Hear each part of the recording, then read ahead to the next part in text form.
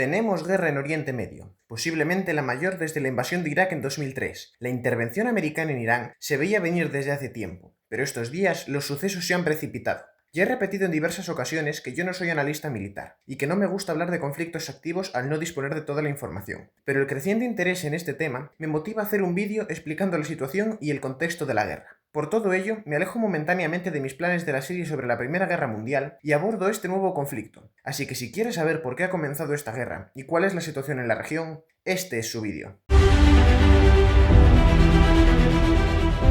La actual guerra de Irán no puede entenderse sin conocer la Guerra de los 12 días, una intervención israelí con apoyo americano en junio de 2025 que pretendía acabar con el programa nuclear iraní. También es importante entender un punto clave de la política exterior de este país que en muchos casos, con el fin de justificar determinadas narrativas ideológicas, es omitida.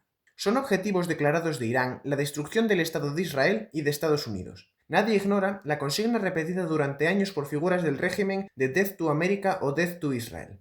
Además, no se puede olvidar que es este mismo régimen el que financiaba a una gran cantidad de grupos terroristas que actuaban como proxies en sus guerras contra Israel o Arabia Saudí. No me pondré a enumerarlos todos, pero entre algunos de los nombres más conocidos figuran Hamas, Hezbollah, la Yihad Islámica Palestina, los hutíes o la extinta dictadura de Bashar al-Assad. Por eso, no hay duda de que el régimen iraní supone una enorme amenaza para Israel. Por esta razón, en junio de 2025 comenzó la operación Rising Lion, con la que se pretendía poner fin al programa nuclear del Ayatolá. Pero, si el programa nuclear iraní llevaba años en progreso, ¿por qué entonces? Recordemos que Israel también lleva en guerra desde 2023, una guerra en la que se han ido encadenando frentes con la entrada en juego de nuevos actores. Cuando Hamás comenzó la guerra de Gaza en 2023 con el atentado del 7 de octubre, esperaba un conflicto regional.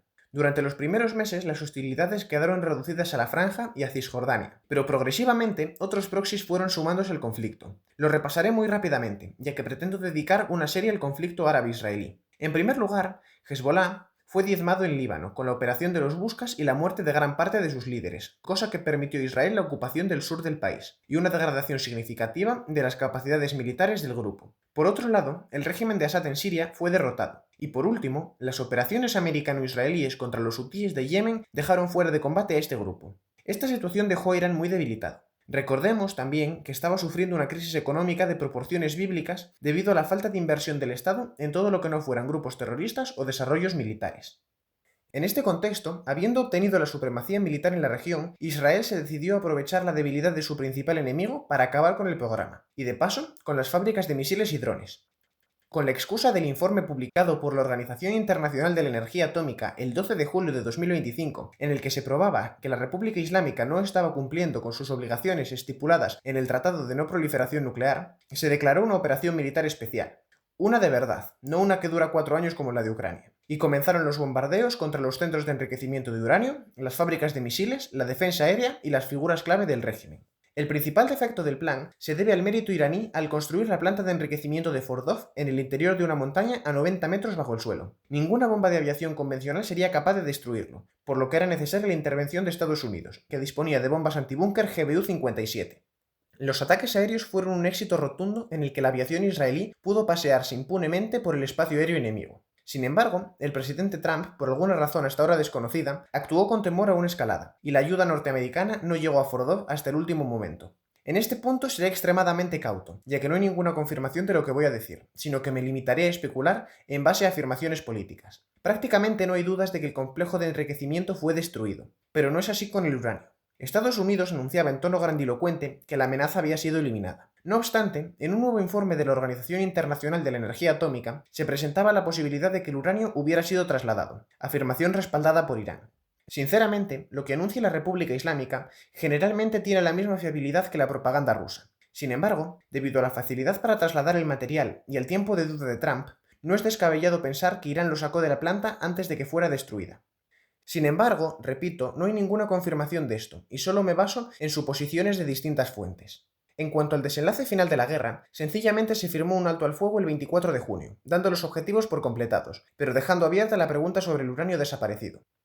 La situación en la región continuó como habitualmente durante los meses posteriores. Remarco, lo normal en Oriente Medio. Israel en guerra con Hamás, Hamás en guerra con otros grupos palestinos, ataques sobre Hezbollah, idas y venidas del nuevo ejército sirio. Pero la situación en Irán estalla de nuevo a finales de diciembre de 2025, a causa de protestas por la situación económica. Rápidamente, los manifestantes empezaron a exigir un cambio de régimen, alegando, y con toda la razón, que la decadencia del país se debe a la obsesión de los ayatolás por financiar guerras con prioridad sobre las infraestructuras críticas del país. A estos argumentos se unió también el hastío de la población por las leyes impuestas por la teocracia que conculcan diversos derechos humanos, especialmente los de las mujeres.